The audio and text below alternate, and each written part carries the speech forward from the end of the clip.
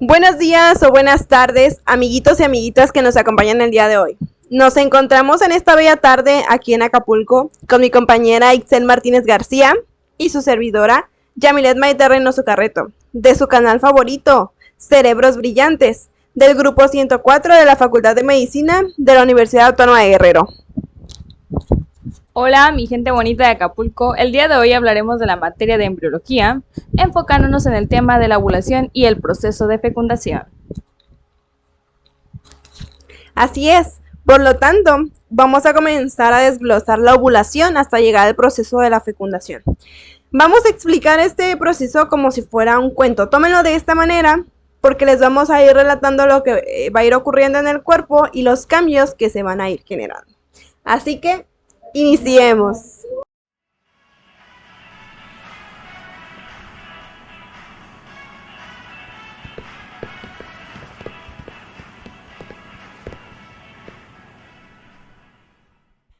La ovulación es el proceso mediante el cual el ovario libera un óvulo maduro. Correcto. Y todo este proceso ocurre en la mujer. Sí, y comienza en la pubertad de la mujer y estos ciclos se van a ir regulando cada mes. Ajá. Y todos estos ciclos están controlados por el hipotálamo, donde sintetiza a la hormona liberadora de gonadotropinas, o abreviada GnRH, que actúa sobre la glándula hipófisis. Así es, y hay que recordar que esta actúa específicamente sobre las células del lóbulo anterior de la glándula hipófisis, también denominada adenohipófisis, y que la otra porción de la glándula pituitaria posee funciones totalmente diferentes. Así es, siendo esta glándula hipófisis la encargada de secretar la hormona estimulante del folículo, o por sus siglas en inglés, FSH, y encargada de secretar de igual manera a la hormona luteinizante, o por sus siglas en inglés, LH. Y van a ser estas hormonas las encargadas de estimular y controlar los cambios cíclicos en el ovario, en donde al inicio de cada mes y de cada ciclo, entre 15 y 20 folículos primarios van a recibir estimulación para crecer bajo el efecto o influencia de la hormona estimulante del fascículo. Recordemos que la hormona no es necesaria para promover el desarrollo de los folículos primordiales hasta la fase del folículo primario, pero sin ella, estos folículos primarios mueren y se atresian. Correcto. Y es así que la hormona del folículo estimulante rescata entre 15 y 20 folículos de estas células a partir de una reserva de folículos primarios que están en formación continua, de los cuales, en condiciones normales, solo uno de los folículos alcanza la madurez completa y solo un ovocito se libera. Los otros se degeneran y desarrollan atresia. Ojo, aquí, un ovocito primario en metafase 2. Recordemos los temas de la ovogénesis y sus etapas y que estas son muy distintas a la parte de la espermatogénesis, ¿ok? Así es. Por lo tanto, la mayor cantidad de folículos degenera sin alcanzar nunca la madurez completa. Correcto. Y cuando un folículo sufre atresia, el ovocito y las células foliculares circundantes degeneran y son sustituidos por tejido conectivo que va a ayudar a formar un cuerpo, este cuerpo que denominamos folículo atrésico. Es así que también la hormona folículo estimulante estimula la maduración de las células foliculares o de la granulosa que circundan a este ovocito, es decir, va a estimular la maduración de estos. Un dato importante de esto es que la proliferación va a ser mediada por el factor de diferenciación del crecimiento 9, o en todo caso, por sus siglas en inglés GDF9. Exacto. Es por tanto que la teca interna, aquí abro paréntesis, la teca interna es una de las dos capas de la teca folicular. Es decir, es la estructura multicelular que va a rodear la cavidad central del folículo ovárico maduro, o también conocido como folículo de Graf. Muy bien. Conociendo la atención, por lo tanto, la teca interna y la granulosa se unen o se juntan para producir estrógenos, siendo las células de la teca interna las que sintetizan androstenediona y testosterona. Mientras que las células de la granulosa convierten a estas hormonas en estrona y 17-beta-estradiol. Cabe mencionar que como consecuencia de esta síntesis o producción de estrógenos van a ocurrir ciertos cambios en el útero, como por ejemplo el endometrio uterino, que es la capa más interna del útero, va a entrar en fase folicular o proliferativa. Esto quiere decir que se va a engrosar el recubrimiento interno del útero. Así como también ocurre un adelgazamiento del moco cervical, esto para permitir el paso de los espermatozoides y que la acidez vaginal no mate a los espermatozoides. Y por lo mismo, el óvulo anterior de la glándula hipófisis va a recibir cierta estimulación para secretar a la hormona luteinizante. Esta es la que estimula la ovulación en la mujer. Y ya como dato curioso y agregando, pues en los hombres, la hormona luteinizante va a causar la secreción de la testosterona, que como sabemos es la hormona masculina. Así es, por lo cual y posteriormente cerca de la mitad de este ciclo ovárico va a existir un brote de hormona luteinizante que va a elevar las concentraciones del factor promotor de la maduración. Lo que hace que los ovocitos terminen la primera división meiótica e inicien con la segunda división meiótica, ¿ok? Induciendo la rotura del folículo y el inicio de la ovulación. En los días previos a la ovulación como tal y bajo la gran influencia de la hormona folículo estimulante y la hormona luteinizante, el folículo vesicular va a crecer con tal rapidez que va a alcanzar hasta un diámetro de 25 milímetros, convirtiéndose así en lo que denominamos un folículo de Graf o folículo vesicular maduro.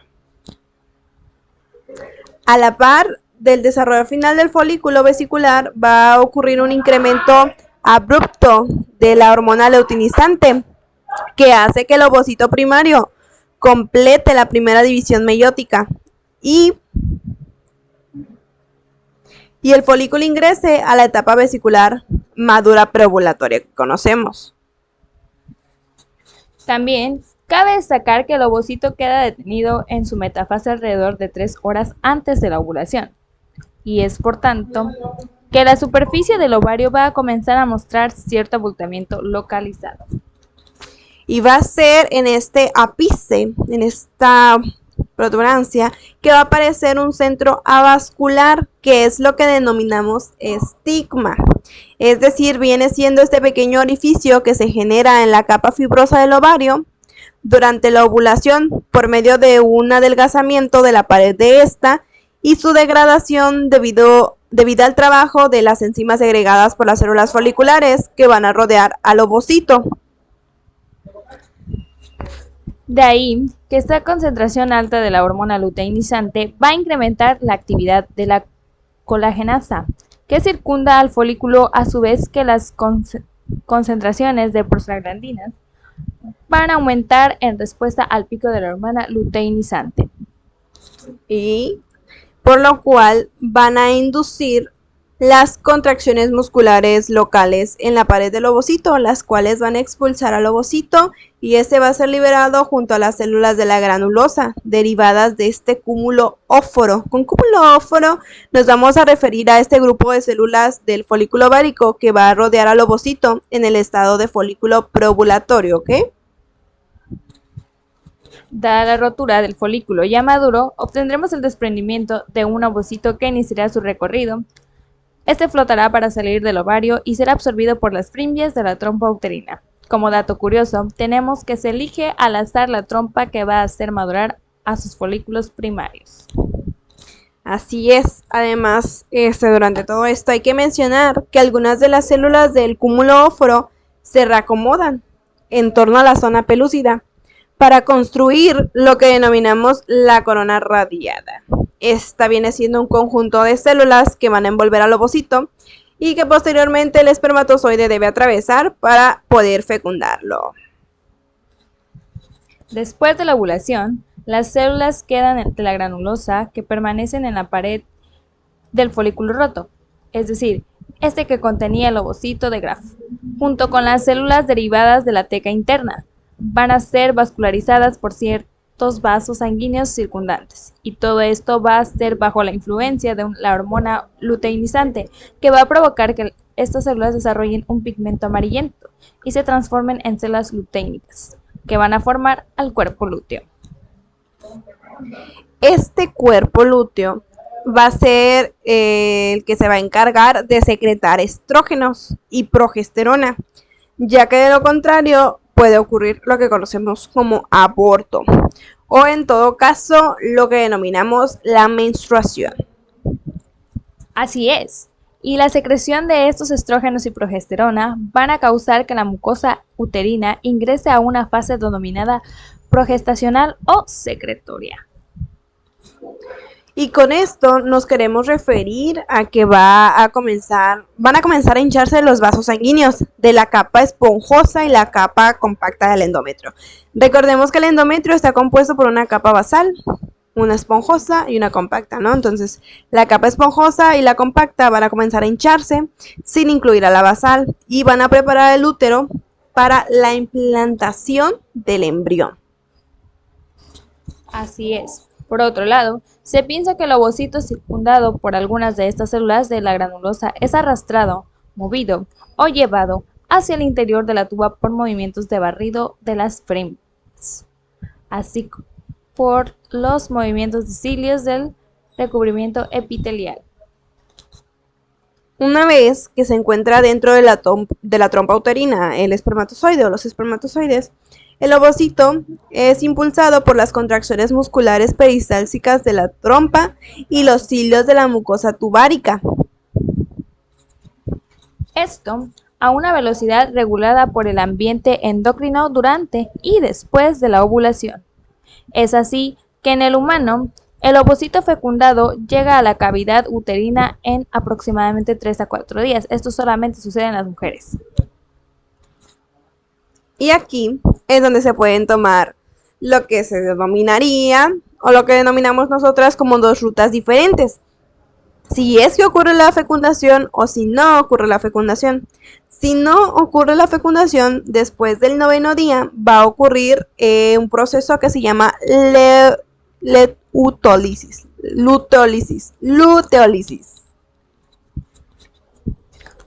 Es decir, la degradación del cuerpo lúteo, y va a pasar a ser tejido fibrótico conocido como cuerpo blanco o albicans, el cual provoca la disminución de la progesterona y con ello va a ocurrir el desprendimiento del endometrio.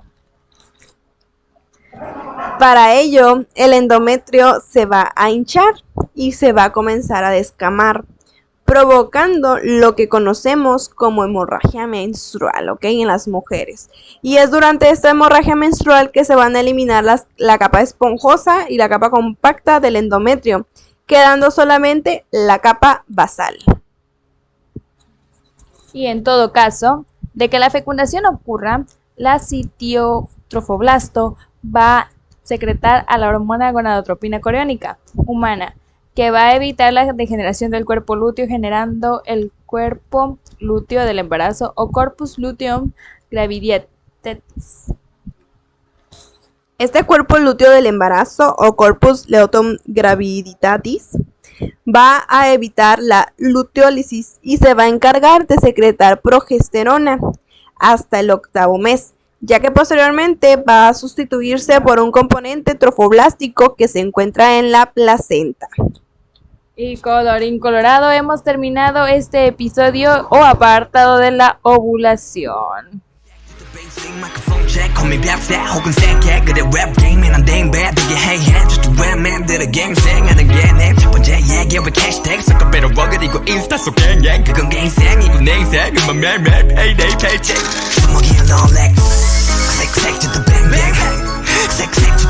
I'm so hot 어디 런다 네가 돈 닦기를 해도 손 닦기에 no 밖에는 맘 차이 절대 못 봐 너의 동차 들의 콩깍지를 멍당 밖에 논담 때려 농락 한뒤 송장이 되면 영상 위를 쏟아 Click click to the back Can you and you Shit yeah 모든 게 하나도 없으면 늘 감탄하는 인생이 어중간한 게 왜 내 탓이야 Regresamos, mi gente bonita, con la segunda parte del tema de fecundación.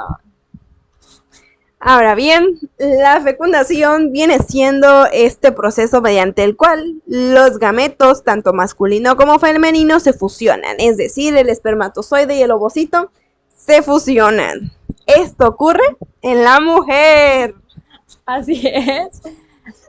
Esto solo debe ocurrir en la región ampular de la tuba o trompa uterina, la cual es la zona o segmento más amplio de la tuba y es cercana al ovario. Cuando la fecundación ocurre en un lugar distinto a esta región ampular de la trompa uterina, se hablaría ya de un embarazo ectópico, es decir, que ocurre fuera de este lugar apto para la fecundación. Pero bueno, este ya viene siendo un tema que requiere su propio podcast, 300 likes, y subimos el podcast explicando embarazo ectópico.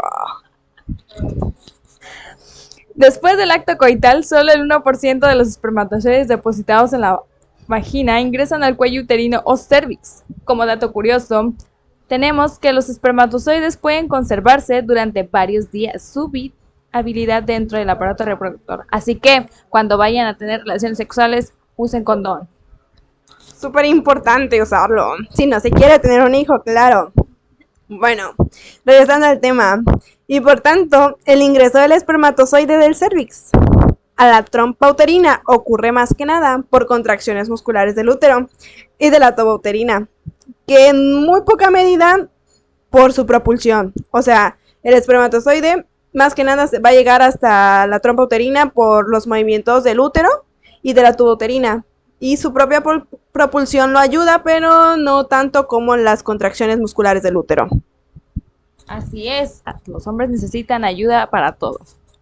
Todo este viaje puede realizarse en tan solo 30 minutos, o bien requiere hasta 6 días, cuando los espermas llegan al istmo. Con istmo nos referimos a esta sección estrecha que va a conectar a la trompa uterina con el útero, ¿ok? Viene siendo una parte anatómica del útero. Sí, así es.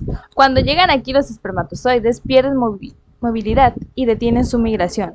En el momento que presencian quimioatrayentes sintetizados por el cúmulo que circunda al óvulo, los espermatozoides se activan y nadan hasta la ampolla o región ampular para fecundarla. Pero esos espermatozoides no pueden fecundar inmediatamente después de llegar de la vagina o de la relación, ¿no? Sino que deben de experimentar la capacitación y la reacción acrosómica que le otorgan esta capacidad para fecundar, para que pueda atravesar, ¿no? Así es, así es. En primer lugar tenemos la capacitación, que viene siendo este periodo de acondicionamiento en el aparato reproductor femenino, que dura en una mujer aproximadamente 7 horas. Así que la velocidad con la que lleguen los espermatozoides a esta región ampular no va a influir en la condición para fecundar el óvulo, pues van a requerir pasar por estas experiencias para fecundar. Entonces, no fuiste el espermatozoide más rápido. Todo lleva su proceso. Esta capacitación va a tener lugar en la tuba uterina y va a consistir en interacciones epiteliales entre el espermatozoide y la superficie mucosa de la trompa. Y va a ser durante este periodo que se va a retirar una capa de glucoproteínas y proteínas del plasma seminal de la membrana plasmática que recubre la región acrosómica del espermatozoide, ¿ok? Se va a desprender estas capas. Mucho ojo, solo un espermatozoide capacitado puede pasar entre las células de la corona y desarrollar una relación acrosómica. Ahora bien, la reacción acrosómica va a ocurrir después de la unión del espermatozoide con la zona pelúcida y va a ser inducida por proteínas que hay en esta zona. Esta reacción va a terminar cuando se hayan liberado enzimas necesarias para la presentación de la zona pelúcida, como por ejemplo la acrosina y la tripsina, que van a ayudar a fecundar. Sí. Como tal, las fases de fecundación se van a decidir en 3, dividir. La fase 1, que es la fase de la penetración de la corona radiada. Y tenemos la fase 2, que es la penetración de la zona pelúcida. Y la fase 3, como por último, que es la fusión de las membranas celulares del ovocito y el espermatozoide. Comenzando a explicar esta primera fase, que es la penetración de la corona radiada, de los 200 a 300 millones de espermatozoides que fueron originalmente depositados en la vagina, tan solo entre 300 a 500 van a llegar al sitio de la fecundación, que viene siendo esta región ampular del útero. Ojo, pero solo uno va a poder fecundar al ovocito, y es que se cree que los demás espermatozoides ayudan al espermatozoide fecundador, debilitando la corona radiada en cierta medida. En cambio, y en la fase 2, que es la penetración de la zona pelúcida, va a existir cierto ligando, un ligando denominado ZP3, que va a mantener una unión con el esperma y va a generar una reacción acrosómica que le va a permitir penetrar a la zona pelúcida y de esta manera entrar en contacto con la membrana plasmática del ovocito, donde gránulos corticales liberan enzimas lisosómicas y de esta manera degeneran una reacción de zona, es decir, una hipermeabilidad espermática, o sea, evitan la penetración de otros espermatozoides. Y en esta tercera parte, que es la fusión de las membranas celulares del ovocito y del espermatozoide, la membrana del ovocito va a contener integrinas y la membrana del espermatozoide va a contener desintegrinas, que son enzimas que van a provocar y van a ayudar a la fusión de las membranas celulares. Así es, por lo tanto, el ovocito inicia la segunda división meiótica, dando por terminada la fecundación y el comienzo de la segmentación. Así que chicos, este ha sido nuestro podcast de la ovulación y la fecundación en el ser humano. No olviden seguirnos en todas nuestras redes sociales. También recuerden buscar nuestro canal de YouTube, Cerebros Brillantes, donde tenemos videos sobre la telemedicina y sus derivados. Sin más, nos despedimos su querida amiga y compañera, no sé, Itzel Martínez García. Y mi bestie, Yamilet Maite Reynoso Carrito. Síganos en Instagram. Esperamos verlas por aquí. Hasta luego. Bye.